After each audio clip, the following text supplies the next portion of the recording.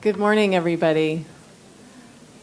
Thank you for coming to our panel on state initiatives.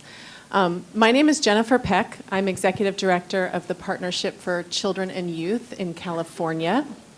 And before I launch into introducing myself and our panel and what we're going to talk about today, I'm supposed to first let you all know that Citizen Schools is taping this panel. And because they're taping, I have to state that the views of the panelists are their own and not of the institutions they represent. So I think that was really just for the benefit of the policy panel, because, right, not affiliated with Citizen Schools. We don't know what we're going to say up here. It's going to be very provocative. So my organization is an intermediary that works across the state of California. We do a lot of capacity building work with expanded learning programs in school districts, community-based organizations, and public housing. We also really lead the expanded learning policy work in California and have for more than a decade. And prior to that, I was intimately involved with really the launch and the growth of the 21st Century Community Learning Centers program at the U.S. Department of Education, both in Washington, D.C., when President Clinton really grew that program dramatically in the 90s, and then out in the West Coast in a program officer role, really seeing how that funding source rolled out on the ground and really started a movement that we're all benefiting from now. And we are very fortunate to have a great panel of folks here today who've been very active in state policy or studying state policy efforts around expanded learning in different parts of the country.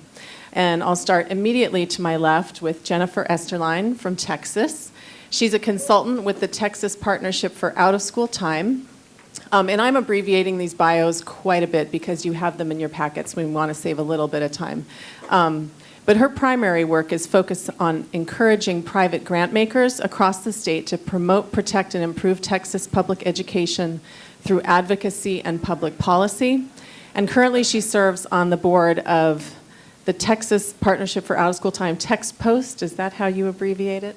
And has been a leader in their work to build support for expanded learning with policymakers in her state, and in particular the establishment of an Expanded Learning Opportunities Council, which she'll tell us more about when we get into our discussion. To her left is Senator Teresa Ruiz, who has been in the Senate in New Jersey since 2008, representing the Newark area, and was the first Latina to serve in the New Jersey State Senate. Senator Ruiz, who is an assistant majority leader, serves as chair of the Senate Education Committee and as a member of the Senate Budget and Appropriations Committee, the Senate Legislative Oversight Committee, and the Joint Committee on Public Schools. And she was the prime sponsor of a law that overhauled New Jersey's 100-year-old teacher tenure statute, which is an incredibly brave thing to tackle, we all know. And this was signed into law in 2012, the Teacher Effectiveness and Accountability for the Children of New Jersey Act, and it put standards in place to require teacher tenure to be earned and maintained through performance measurements. So we're very, very pleased to have her with us today to talk about her efforts to build support for expanded learning resources in the state of New Jersey. And then finally, to my far left is Peter Collin, who's a law student at Northeastern University School of Law, where through a project with Citizen Schools, he conducted research into state government funding for expanded learning time in middle schools. And Peter is also a very accomplished middle school teacher. He volunteers in the public schools in the Boston area, and we're going to hear about some of his research today. So our goal will be to try to impart some knowledge and ideas about how to best approach the work of changing policy and the really more challenging work of securing resources for expanded learning programs in states. And even though we're really gaining ground all the time when it comes to awareness about the importance of these programs, moving policies that help our programs grow is incredibly complex work and is very driven by context of all kinds. because we don't do our work in isolation. We are part of a system, and in order to be successful, we really can't rely on the merits of our programs alone. We have to show that we add value to the whole system. That has really been driving a lot of the work that we've been doing around the country, and I know for many of you as well. We also have to be very strategic in our relationships and how we manage them. I'm guessing that my state is not alone in that we have 120 members of our state legislature, but in the end, when budget decisions are getting made, there's about 5 people making those decisions, and so we have to be very smart and strategic about how our supporters line up in the bigger picture. There's also different approaches to securing funding. They happen through traditional legislative and budget processes.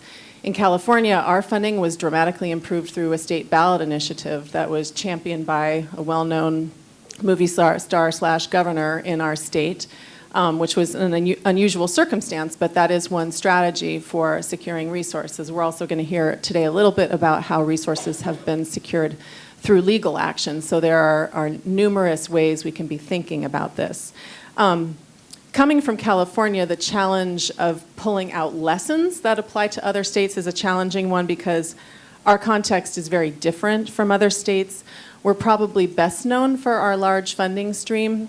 We have a secured $550 million annually that's dedicated to school-based after-school programming and to some extent summer programming for elementary and middle school students. And that was launched in the mid-90s through a more traditional legislative advocacy effort where folks from local programs built relationships with legislators who were able to secure a $20 million allocation and then a $40 million allocation, which grew to $120 million. And then when 2002 came around and Arnold Schwarzenegger really took this on through a ballot initiative, grew it to $550 million. And while this sounds like a lot of money, we're a very big state, and we still have a lot of unmet need. And an even bigger challenge for us, however, has been quality. We have worked very hard over the last 4 or 5 years to try to take that enormous resource and actually turn it into something that's truly impactful for students, which is a whole other challenge. The resource piece is one, but really how we're going to be impactful is a whole other story around policy development and action. So I'm going to start my questions with Peter. Because he and a team of students worked on this very interesting research project across, I think it was 8 states? That's right. So I'm wondering if you could give us a brief overview of your research that you did around funding and policy for expanded learning programs, including how you were defining expanded learning in how you were looking at this across states, and were there any themes that you were seeing around for expanded learning support?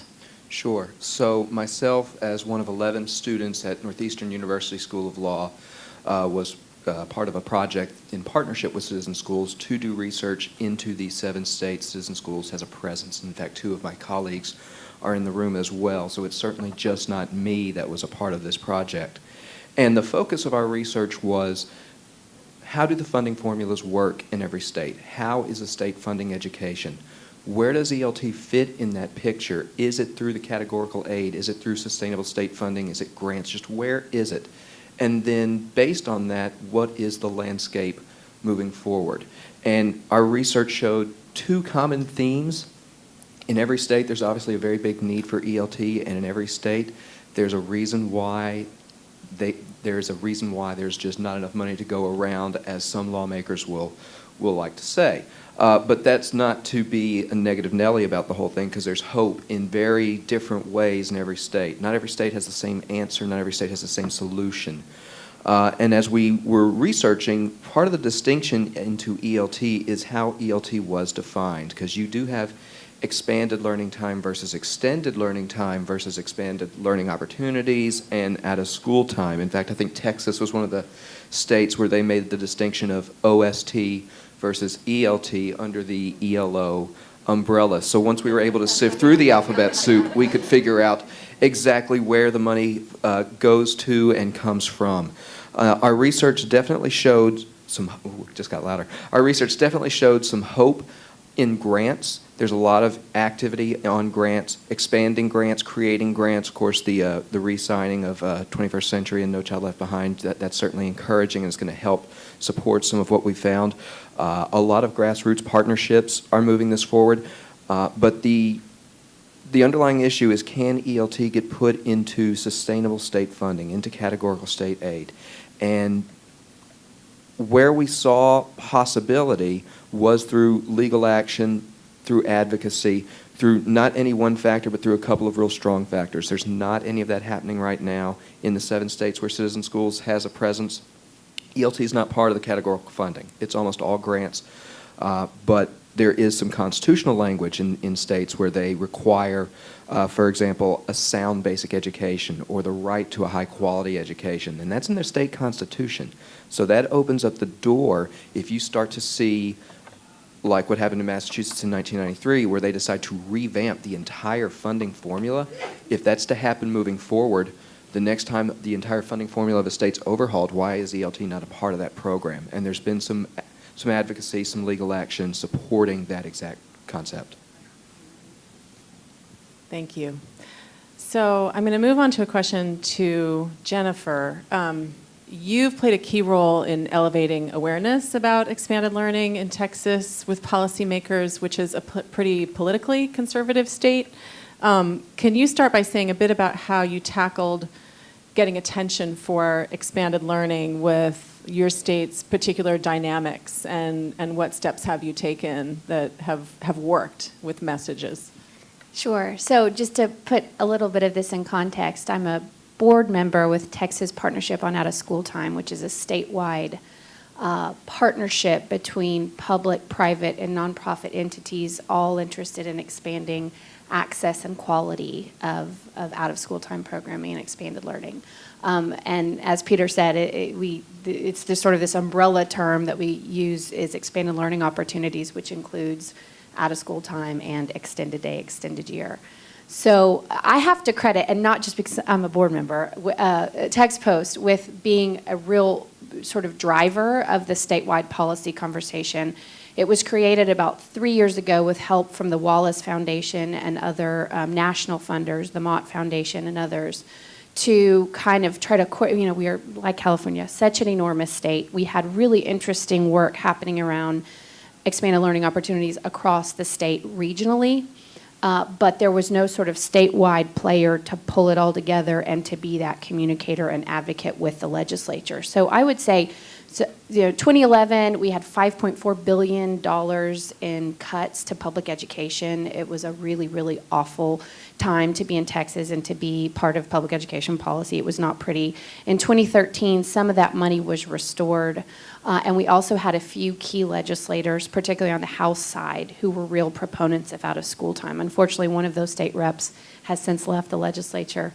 And he was a real proponent, along with a couple of others, to basically get a council, which you mentioned in your opening remarks, the Expanded Learning Opportunities Council, put in statute, which was a real defining factor in sort of forcing the, really, I say, certainly twisting the arm of the legislature to pay attention to expanded learning opportunities, to the issue. There was a ton of education that needed to happen with members of the legislature about why we should be investing in this.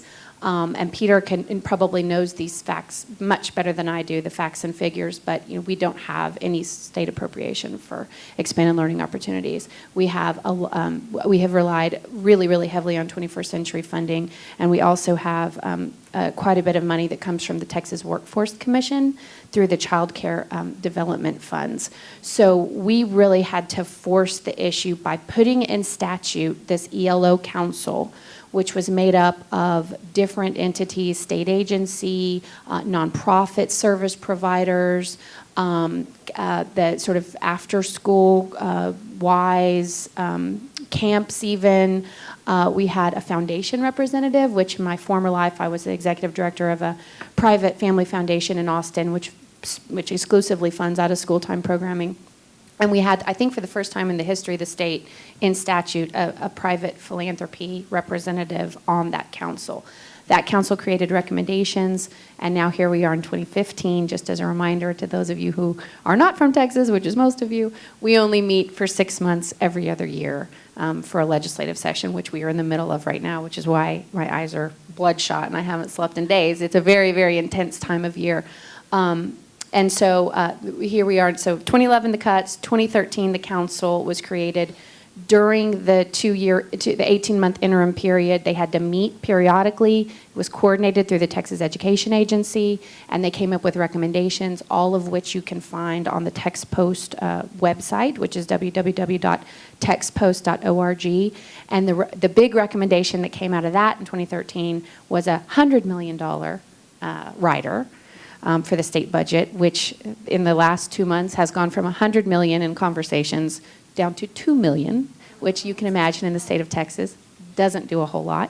It is in Article 11 right now, which is the Texas Education Agency's wish list, and we're trying to get it moved into Article 3, which would actually make it much more feasible. So we, in my other hat I wear is I am a lobbyist in Texas, and we work with nonprofits and social service agencies that are interested in getting more involved in public policy. Right now, what we're doing is working really hard to get the $2 million rider in the budget. But it's tough if you know anything about Texas politics right now. And one last thing, and then I'll be quiet. Really interesting thing about Texas politics right now, besides the fact that both the state, the Senate, and the House are much more conservative and have much more, many Tea Party folks were elected in the last midterm election, is that we have a third of our legislature as freshmen, which means we have folks who don't know necessarily, they may, some of them come with education backgrounds, but many of them come with almost no knowledge of sort of what sort of best practices are saying about what works in public education. So we have a lot of educating to do. Thank you. And you just reminded me about a strategy I think a number of states have utilized around setting up councils or task forces in advance of asking for dollars. We've done that very successfully in California around the summer learning issue. In 2008, when we were first really tackling the issue of resources for summer programming, because most of our money goes into school year after school, and it's very specific about that. We had a state senator who established a legislative task force to study the issue, even though we knew quite a lot already, but policymakers didn't, and that enabled us to get a lot of hearings scheduled and set us on a path to where we ultimately were able to get more dollars into summer programming. But I think that can be an excellent way to start. The key there was no fiscal note. Right, exactly. So I'm going to move on to Senator Ruiz. So your state of New Jersey is very different from Texas, the political dynamics. However, that doesn't necessarily make the fight for funding for expanded learning a whole lot easier. But before jumping into specifics on that, I wanted to first just ask you a question about how you got engaged with this issue. All of us who are working in states are always looking for people who are willing to champion this issue, particularly people in leadership positions who are really willing to be aggressive and step out on it. So I wonder if you could just tell us a little bit about how this became a priority for you.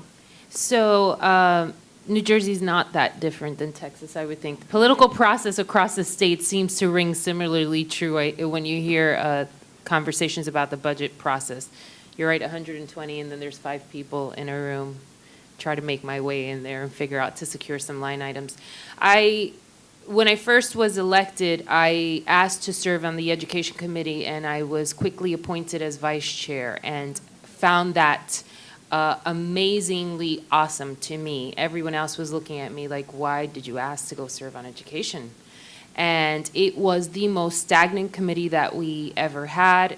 No one sought a seat at that committee table. It's not a committee where you can raise, quite frankly, a lot of funds, or that they thought that it was a dynamic conversation to be had. So I asked with the underlying purpose, that I was going to change tenure in the state of New Jersey, and in my naive, youthful opportunity, I said, we're going to do this, it'll be very quiet, and we'll get it done, and it'll be great. Well, fast forward, the administration changes, a different party takes the helm of the gubernatorial seat, a very passionate and dynamic individual on the national level, having conversations directly with teachers while I was trying to change policy, which makes it extraordinarily difficult when you try and raise the bar or just move the bar. The reason why I'm committed to education the way I am, even if it will cost me a political election, is because my dad went to 4th grade, and I'm the first one to go to college in my household. My sister went to business school, and we're 6 years apart, so she was still at that era where you could have made different decisions about career paths and life choices, and she's done phenomenally well. My dad was the most brilliant human being that I would have ever met in my life, and probably would have been the first Puerto Rican president had he had the opportunity, but he didn't. And so I have seen my trajectory versus his, and I lost him before I was sworn into office. And when you sit back and you think about what this country really affords individuals, you can go and pay $3 for a mega, it's $2, I think, for a mega Powerball ticket, and you can win many millions, and your conversation with individuals changes in an instant, right? So the day before, maybe they were talking down at you, and now they're going to listen to what you're saying. Or you can walk into a public school setting and get the most phenomenal education, and the game changer is set and it begins. It is the greatest equalizing factor that we have in this country. We saw that when President Obama was elected, that to me, the quotes around the American dream finally were disappearing and dissolved, but we have to have truthful conversations about what does that mean. When I talk to young kids across the board, I tell them all the time, opportunity knocks for every human being. It's just a matter of whether we're going to be prepared and if we're going to accept the challenges that are ahead of us. My responsibility, not as a biological mother, but as someone who sees herself responsible for 40,000 kids in the greatest city in the state of New Jersey, and that's the city of Newark, and 1 million plus in the state, is to create policy that advocates for those who do not have a voice to go into a classroom and demand more. And that's why I stay so firmly committed. The extended day issue is critical for me from an urban center because I taught preschool for a year. And you get these phenomenal, vibrant young children who are ready and willing to learn, and this was pre-Abbott. So it was in a child development center in a setting different to what the rules and the regulations are in, and I wasn't certified, so just for full disclosure. But my inability to teach them Mandarin Chinese was my inability. It wasn't theirs. They would have picked up absolutely anything that I taught them. And what happens when they leave the school and then are off during the summer learning loss for some of our students is extraordinary. The pressure that that creates on the professional in the classroom to kind of catch up for the year before and then get them on track, we'll never bridge the divide if we don't think outside of the box. So I committed myself to the extended day, the extended year as a founding member of a charter school. That's the model, extended day and extended year. And we see the benefits to the student and quite frankly to families that don't have resources for aftercare, for summer care, for whatever it is.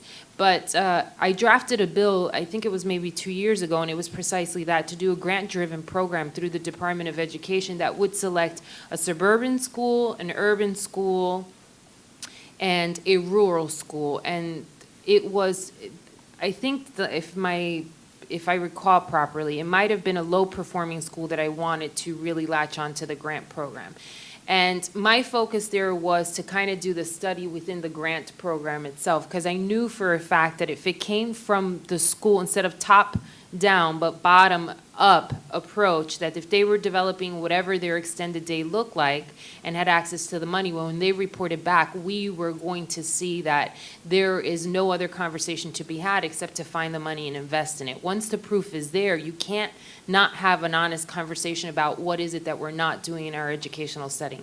The fact that our kids go to school for 180 days based on an agrarian calendar, it is extraordinarily devastating to me that we have not changed that and that we don't have the political will to change that, because it doesn't make any sense at all.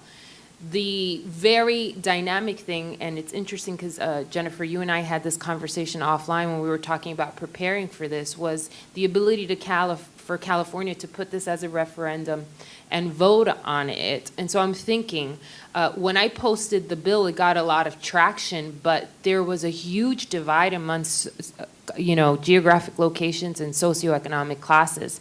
My director of legislation was going to get a manicure, and they didn't know who she was. And certain parents were talking about, what is this? You're going to force our children to go to school longer and stay after, the schedule, the tutoring, the swimming classes, our vacations. I mean, just every possible conversation you can have not to embrace, the subject matter. And then she sat in the chair, and the woman who was giving her the manicure said, when are you guys going to do this? Because I think it's the greatest thing, right? So the perspective lens. I think that maybe in New Jersey, if we were to launch this in more of a way that we're going to get investment, for me, it would be to try and sell it in areas that do not have preschool and full-day kindergarten, because the extended day to me is preschool, full kindergarten, and then the extra, summer and after school, and navigate programmatically what it will look like in different areas. Because the extended day should not be a cookie-cutter approach. It should be what is required and necessary of that school to improve the student's quality. So you just raised something for me that I want to ask a follow-up question of you and Jennifer briefly around for those of us who are doing advocacy for these programs in states, I'd say most, if not all of us, are very resource constrained in our advocacy work, because many of us are funded by philanthropy and other sources that make it challenging to do lobbying. But we're also resource constrained. We're trying to run programs in many cases and also advocate for resources. And so we have to make a lot of decisions about, where we're going to invest. And I think often we're struggling with, for this issue, and I know this is very dependent on context, but do we spend time at the Capitol really working on relationship building with key policymakers, or do we invest more in real organizing on the ground?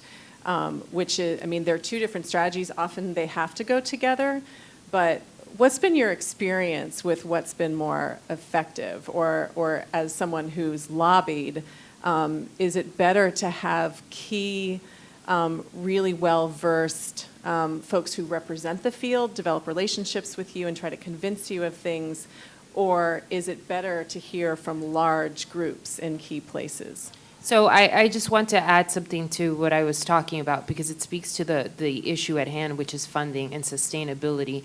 The monies that we were allocating in the budget that year to do the grant initiative got pulled and utilized for something else, because priorities take, whatever's there, as you suggested. You started with a big number, and now it's dwindled down to anything. I think that for me, it has to come from constituencies. No one has to really lobby me when it comes to education reform issues or what I think is best for children. But a lot of my colleagues do need to kind of get engaged from a different perspective. They hear from a lot of stakeholder groups that have a different framework or policy of thought in mind, and they come out in droves, and they send emails in droves, and they phone call to the district offices in droves. And I've been there. It's uncomfortable, and, quite frankly, on a human level, you don't want anyone not to like you. That's, just the bottom line. In this business, it happens all the time. But it's critically important for constituencies to lend their faces and to show up in volume, so that I think that elected representatives recognize, here are the traditional stakeholder groups, but there are also other people that they have to be held accountable to as well. Can I add that? So it's funny that you said that sometimes philanthropy will tie our hands, because you're right, absolutely. And I'm wearing lots of hats today. There's one other thing I do, which is manage a consortium of 29 now private family and community foundations from across the state who are interested in supporting public education policy and advocacy. So we make it very, very clear that we do not, we cannot lobby as private grant makers, but that we can provide not only resources in the term of operating grants to grantees who then can go lobby, but we can also, with our own voices as grant makers, talk about how important either our grantees' work is, or just sort of more broadly what we know to be best practices in improving public education for Texas kids, and that we're a thought partner and a resource for lawmakers. And most importantly, we don't have unlimited funds to fill the holes left by the state, which in Texas is something that, and I'm sure it is in every state, there's this assumption, because we do have a lot of philanthropy and a lot of really wealthy individuals, that we can, that with our endowments, we can just fill these holes. And 2011 was the best example of that, 5.4 billion, if you took all of the endowments of the Texas foundations across the state and poured it into that hole, it would last for about 1 or 2 years. So we work really, really hard to get that message out. So in our case, I would say the expanded learning opportunities work has been led by private philanthropy on an advocacy, statewide policy level, has been led by private philanthropy, and I think is evidenced by the fact that you have that foundation representative on the ELO Council playing a role there. I would just add to what the senator said. Unusual partners. The organizing piece is critical. The constituency piece is critical. We also, through this consortium of public ed foundations interested in advocacy, we really support unusual partners to get involved in the conversations. So our legislators do listen to their constituents, but they also listen to the business sector. They listen to law enforcement, although that's debatable. Right now we have an open carry gun bill that apparently policemen are very against, but the legislators aren't listening as well. This is being taped, I hope. It's true, though. And that's it. My opinions are my own. So we really do focus on unusual partners for the expanded learning opportunities. We've had law enforcement come out talking about the importance of after school and the hours between 3 and 6 p.m. and how critical that is to their work. We've had pastors talk about this work around. They're really focused on pre-K this session, so that's something that that we're really pushing. So yeah, I would just say, to answer your question, in the case of Texas, what we're trying really hard to do is get private philanthropy on the side of supporting public policy and advocacy and understanding it's okay and it's legal and they're not going to lose their tax status as long as they're doing it in the right way, and then really supporting those unusual partners to help supplement the voice of the sort of more usual suspects, which are the direct service providers. Right. Thank you. So in California, when our big ballot initiative was being considered for the $500 million, the police and sheriffs were really kind of the ones out front selling that much more than the education community. We have a nonprofit called Fight Crime, Invest in Kids, which is national but very active in California, and law enforcement really was the one out there selling it with that public safety message. And while that was very successful politically in securing the resources, we've had a lot of challenges on the policy side to kind of recover from regarding that, because in our state now we have what's called local control funding, and so our local school boards and superintendents are the ones making all the key decision about education investments.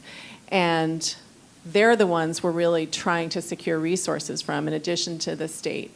And we're trying to sell expanded learning to educators. But what they've been hearing for many decades is safety. So they don't necessarily see us as an educational partner. And that has created a very unique challenge for us in California that I know that we grapple with to some extent, I think, everywhere, which is one of the points I alluded to earlier around how important it is, I think, that we're trying to connect expanded learning work to other education priorities going on in our states. And one of the ways that we've tried to do this in California, for example, is around implementation of the Common Core standards. Standards have been very well received in California and has been a great place for expanded learning to really attach itself to and capitalize on. And we've really been very strategically talking with education groups across the state around how the additional learning time can not only help kids in reinforcing Common Core related skills, but also particularly a great space for teachers to be practicing Common Core instruction. And this has been very, very successful in our summer learning efforts. We've done some documents and some videos that really show how teachers can be practicing Common Core instruction in the summer and they go back to school in the fall more confident about their teaching skills. And this is true for youth workers in our out-of-school time programs as well as school day teachers. And so this has been a great strategy for us to convince education folks who make decisions about funding to think about us as a partner they want to invest in. So I wanted to go back to Peter with that for a moment around, in your research, what did you see in states as far as expanded learning working to embed itself with other priorities in the education arena? Sure. So whenever there were issues of overhauling the entire foundation budget system, the entire state funding, I think I mentioned that earlier, those were opportunities where the conversation about ELT could be had. And I think in Texas, is it Representative Aycock that has proposed a bill up to sort of that extent of overhauling and maybe reform the entire foundation budget system? Okay, well, there you go. And I know in some of, hey, but when we were talking with some of our expert interviews on the field, they mentioned that as a sign of hope, that once the table is set to have the conversation, they hope to put ELT as a piece of that. So as an advocacy standpoint, when the foundation budget, when your education budget in the states are being retooled or in some instances totally overhauled and starting from scratch, it's a great place to try and implement ELT with data and the obvious tools to give reasons for why it should be included in that. With that being said, for movements already in instance, in our research, we saw the definition of ELT plays a part in that. If your ELT is STEM focused, then you're not necessarily going to be able to include music or athletics or other programs that maybe in OST or in ELOs are more readily included. And there's grants that even sometimes will stipulate that language. Where we saw some of that also was in the analogies to pre-K. You know, some states don't even have full-day pre-K or don't have it tuition-free. So you do have to be a bit selective in where you make those arguments. But the flip side of that is because you have pre-K addressing the needs in communities that maybe do have underrepresented populations or that had an economic disadvantage, the analogy of pre-K serving this need is then made for ELT, and there is buy-in from the stakeholders for whom you need the buy-in from. And a lot of that is, again, getting an advocate on your side, be it not necessarily a politician, but the community councils or something like that who are working within the broader education picture. If you get buy-in from just one person, we saw in North Carolina, there was a recent piece of legislation passed for the flat grants for ELT that started from conversations just like that. And I think Citizen Schools may have even been a part of that conversation. So exactly. The broader education picture, whenever there's data that points to academics or suspensions or attendance, we've seen ELT data that shows ELT targets that, ELT remedies that. There's a lot of positive outlook where that data is presented to address that specific need. Thank you. So going back to Senator Ruiz, so you've proposed expanded learning legislation in New Jersey, and I wanted to ask a little bit more specifically, as you're trying to sell this with your colleagues across the legislature, you know, what are the messages that you're using with kind of the toughest stakeholder groups that you have to push through? So whether it's the teachers or the business interests or whatever it may be, what are you finding effective in moving this particular issue? Well, the issue is still kind of in midair. It's a matter of finding the funding. So because it would be grant-driven, they're really and permissive. You don't have to convince a lot of people to vote on it because they would recognize that it would come from the school, right? Applying for this grant and implementing it, however, strategically. But again, it was the fiscal component that has kind of strapped that conversation currently. I think that New Jersey has to, we have to sit back and figure out what is it that we're going to do long term. And this referendum issue I'm kind of liking. I know I have New Jersey friends in the room, and something that maybe we should galvanize. We just recently did it for open space, so why not do it for investment in kids? But it's figuring out then how I would sell it to everyone, in the sense that different communities require different things. And I know there are so many of our school systems that do not have preschool, that do not have kindergarten, and quite frankly, the demographics are changing. Families are two-family households are working longer and hours, and more often both of them, and don't have someone and have to turn to private care. So that could be an avenue for us to explore the extended day model as it is needed in the different school districts. It could look like a preschool, it could look like a kindergarten, it could look like a summer program, it could look like an extended day, an extended school year.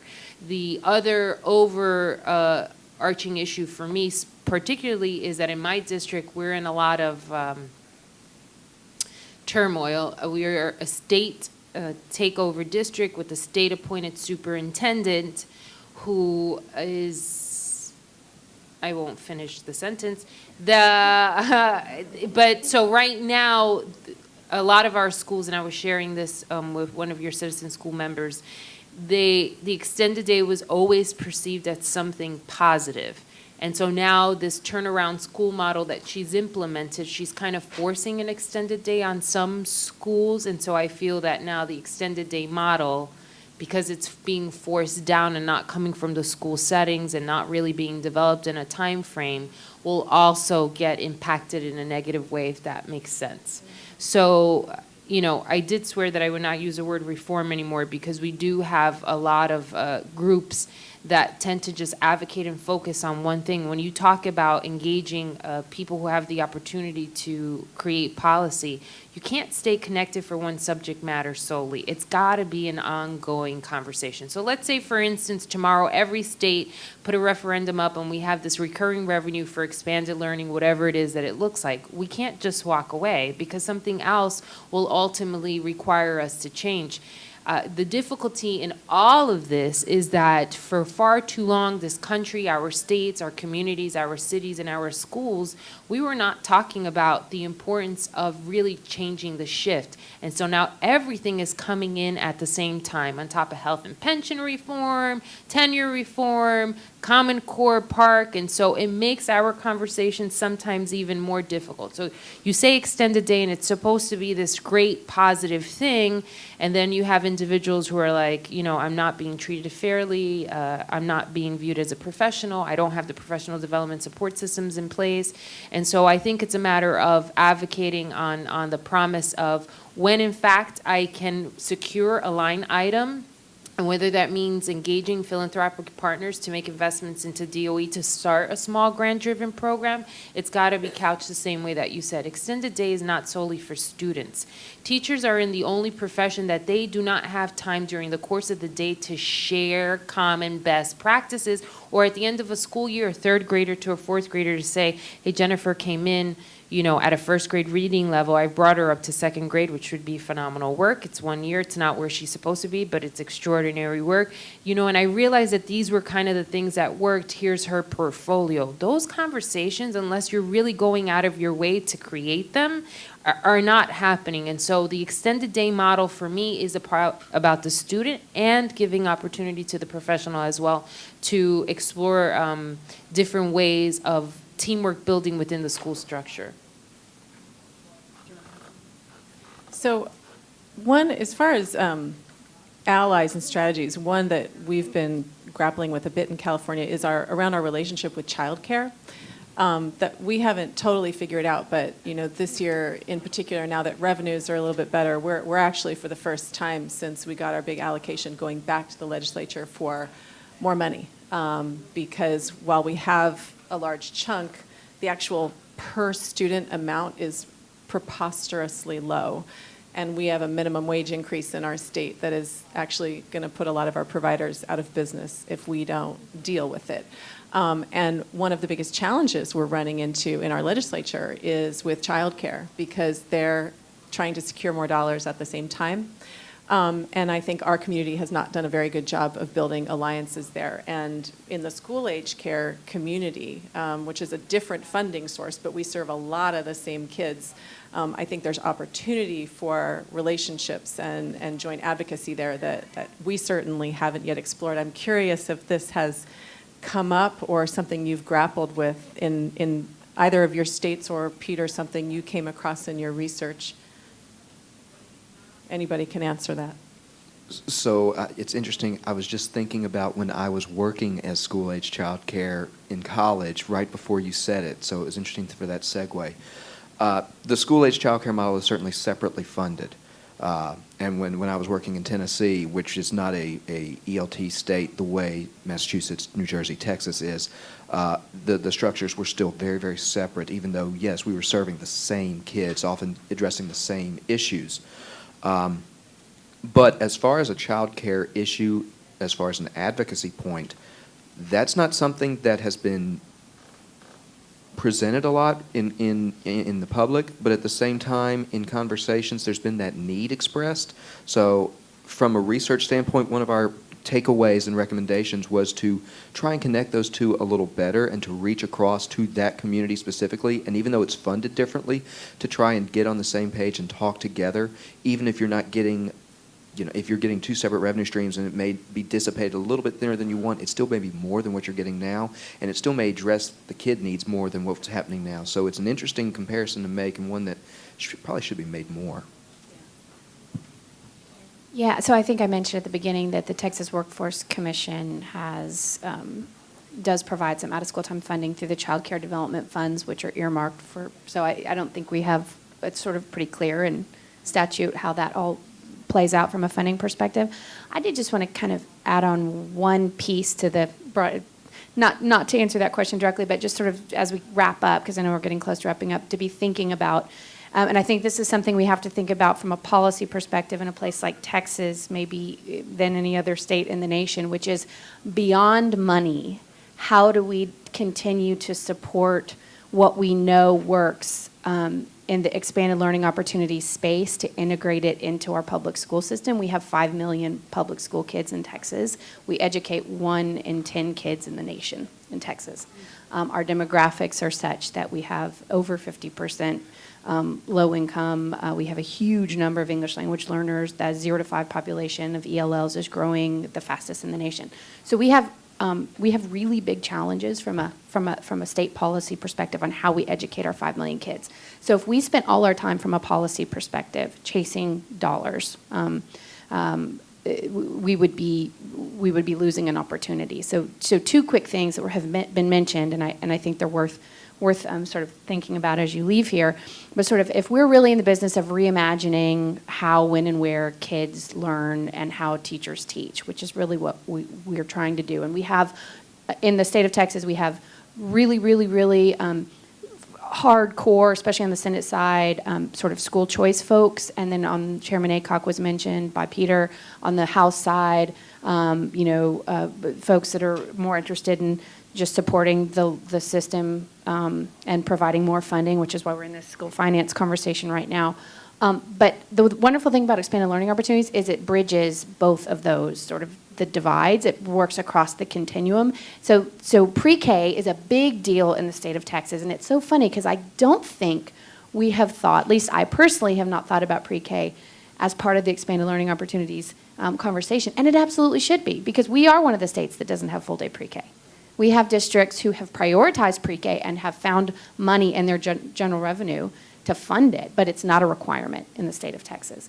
And so pre-K is one issue that I think we all need to be thinking about a whole bunch. The other one is we made some sweeping changes to graduation requirements in Texas. We're sort of leading the nation as part of the kind of anti-testing, accountability movement that has been strong, I think, in many states, but particularly in Texas. We passed something called HB 5, House Bill 5, last legislative session, which basically goes from, it changes the graduation requirements. So starting in middle school, which is where I'm getting to the point of citizen schools here, starting in middle school, kids pick an endorsement. It's a STEM endorsement. There's 5 endorsements. I'm not going to be able to list all of them, but it basically, starting in middle school, encourages kids to be thinking about this endorsement, which then will, the idea being, would connect workforce to K through 12, to pre-K through 12, post-secondary, and workforce, and align it in a much more integrated way. What people are concerned about is that it will make sort of the old way of tracking kids come back in full force.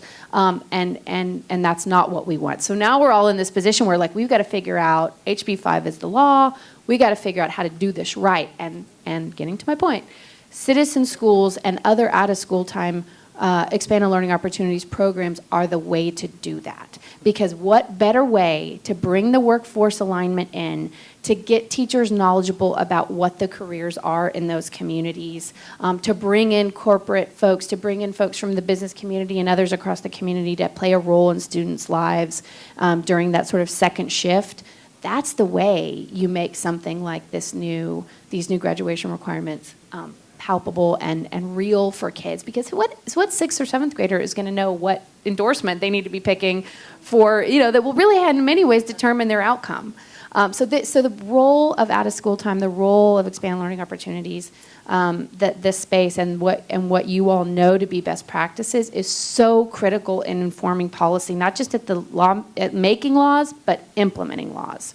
And so I just wanted to underscore that. In a place like Texas, this is the kind of stuff we think about because the appropriations, again, if we just chase that all day, we're going to be chasing our tail. So thank you. That's it.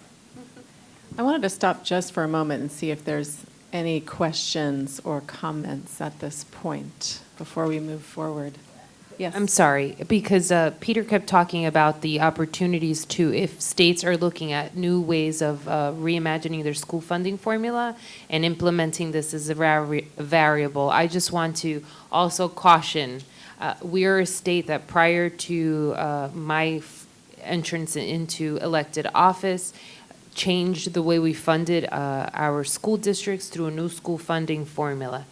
If you're not going to fully fund your formula, then you will always be chasing money because it just doesn't make sense. Then it's just a practice, but it's not a policy that you can see whether it's proven or not. So part of this conversation is thinking at long-term revenue sources that can continue to fund viable programs or that get completely dedicated, tie-barred, cannot be touched in the budget for specific purposes. No, that's a very good point because Illinois had a very similar issue, and if you're from Illinois, you may remember the Summer Bridges program, which was an OST extended school calendar program, and because of that very issue of consistent underfunding of the education budget, that program eventually dwindled to where it really doesn't even exist anymore.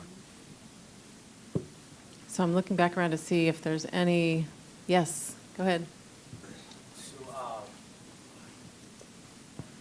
Bryce Bowman, I'm the Executive Director of Citizen Schools in Illinois. So with that segue, first, what I want to say is I love, at Citizen Schools, we're thinking about kids and we're serving kids today in class. And, we're not here because we're trying to plug in with a bunch of really smart people and learn. But I do love this notion that Senator Ruiz, you had. We all start with a place that we want to help kids, right? And often adults get lost in adult dialogue and all this junk. And so I love that about the spirit of this whole conference. We kind of maybe have a different point of view or how to get there, but if we can kind of tie to those roots. So with that, parents aren't in this, and I'm a parent of a school-age child. I know that I can be kind of a wily person to wield and how to get, my support on a school initiative or not. But it seems to me if you could turn out parents and move the paradigm from, oh no, I don't want my kids at school more, to look at all these awesome opportunities that my school is thinking and turn them out, they would get the votes and the money would be there. So I guess I'm looking for any examples where that's happened. The charter movement at times, I think, has had good parental support, which is locked in funding with policy help too. But anyways, I just wonder if there's any examples for the panel or anyone where parents have really moved to this more reimagined school day. Because it seems to make sense that every parent, if they could truly step back and really listen, would say, of course I'd want that. But the initial reaction from parents is, no, I don't want my kids to stay longer, or no, right? Because I think they've been maybe burned in the past. So that's my question as parents. How do we turn them out? It would require a complete marketing campaign. I can't offer an example of where it's worked in New Jersey. I can say where it hasn't worked. In New Jersey, we've instituted Common Core curriculum since 2011.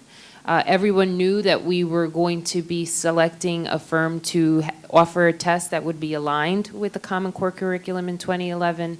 And somehow now we are at a similar place. I don't think as definitive as other states have been, anti-Common Core, anti-PARC, but for the lack of a strategic education marketing plan to let people really just engage in a fruitful conversation that wasn't co-opted by one sector with a specific purpose, I feel that we're losing that conversation. And you speak to it 100%. If in fact there's a group of people that are going to sit around the table and we're going to find a dedicated source and we're going to say this is what it's going to be, and then we have to market it so that in your school building, your extended day could be a preschool setting that you didn't have. And then I don't see any parent not saying, oh, I don't want that, I'm against it, right?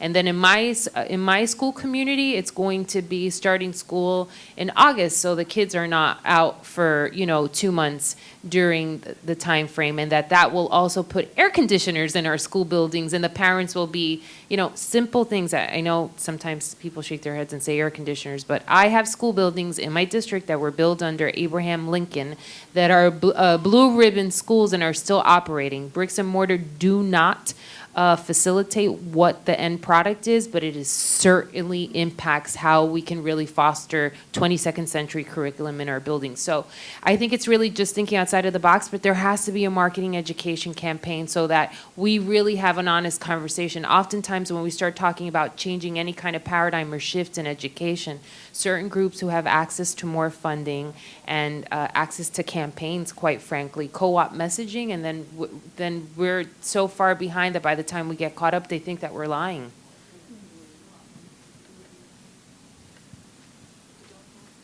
Well, I was just going to add, I think the approach in Texas from a policy perspective is it's nothing that the state would be able to dictate in terms of extended day or extended year. That's like a non-starter. But we have a couple of bills that have been filed this session to give districts local control on their school calendars. So we talk a lot about what are the best practices in charter schools. We have a huge charter movement in Texas. It's KIPP, sort of, but huge presence of KIPP in Houston and increasingly Austin and San Antonio. And so we've got a lot of folks the parents who are sort of already bought into that, but it would have to come down to the district's ability to make those decisions. And I don't think those bills are getting very far right now. The one quick California example I'll throw into this that has been affected by state policy is that when we passed our local control funding measure, it requires school districts to get parent and community input into all the funding decisions that the districts are making. And they really have to prove that there has been a robust parent engagement process that's documented that has to be approved by county offices of education and then approved by the state. And so there is a lot more of that happening, and a lot of what parents are asking for are more after-school and summer activities. And so that's one way we're actually now seeing more investment happen, because there's a process that's mandated to get that input. So that, it was, and a lot of us across the state fought hard to get that parent community engagement requirement in there. There's a lot of things parents are asking for, but this is definitely one of them. Jennifer, when you describe that, is that they vote on the budget? Are they voting on the budget? They're not voting on the budget, no. I'm just curious. Okay. Hi, my name is Darla Marburg. I'm a mentor with Higher Achievement. I actually spent several years as a policy analyst for the Senate, Texas Senate, so I'm very familiar with that environment. And my boss would have asked me if this bill had come through, or this initiative would have come through, Darla, what do we know about the effectiveness of the instruction that kids are going to be getting in these programs? And so that's my question for you, is that as you kind of make the case for funding, how do you answer that question about effectiveness of instruction and in general, how effective the programs are going to be? So it's tricky because education and the opportunity gap is certainly addressing, in some instances, intangibles that really can't be quantified by data. As a music teacher, that was just something I had to live with every day of my life. But we've seen in academics, attendance, and suspension, if there is data that shows because of ELT or in schools where ELT programs have been implemented, we have seen scoring go so high on state assessments, or this reduction in attendance, or this reduction in suspension. And we've seen that in Boston. We've seen that in Lowell, Chelsea, some of the Massachusetts instances where you have schools, some of which are citizen schools, some of which have other partners, where they can show after 5 years of ELT data or with ELT being with this grade, the K-8 schools where you only have certain grades that you can compare it to are the interesting ones. Because we've had ELT here, or you can make the inference, when you see the attendance go up, the suspensions go down, and the academics rise, that is, if anything else, as big an advocacy tool as any to address that sort of issue. And in Massachusetts, there was a state senator by the name of Tom Birmingham who was presented that data and has really been an advocate on ELT's behalf to the point of even proposing legislation in the Massachusetts State Senate during his time there.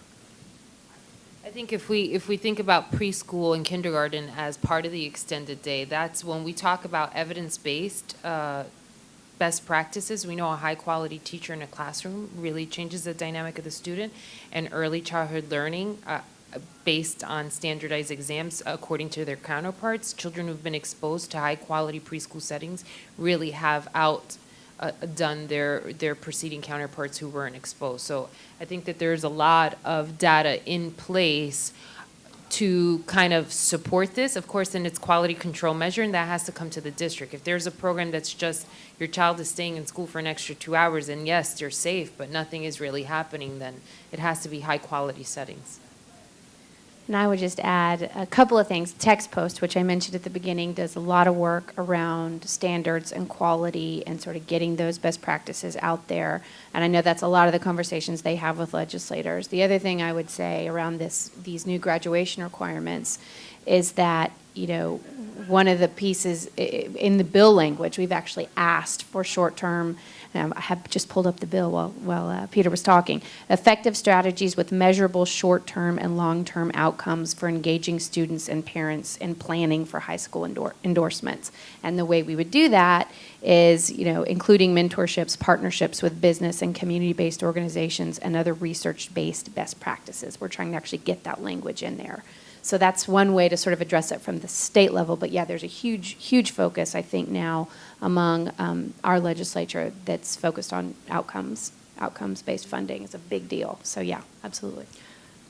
My answer to that, I guess, is it depends on who your audience is. And, it's been tougher for us in advocating with local education leaders who I think are looking much more closely at the evidence than our state policymakers. And with the folks controlling the funding at the state level, we've had a lot of success with citing statistics around attendance because we can really show we make a difference in school attendance. And we grab whatever studies we can from our state and nationally and just blow them out of proportion. We're just shameless about that. But we know that the work we do adds value, and we also know we haven't had enough resources to evaluate it thoroughly, but I think there's enough that's promising that there's things that we can pull out and strategically blow them out of proportion in our advocacy efforts. And it can depend a little bit on the context and who you're selling it to. But I would also say, this has been very interesting in the summer issue.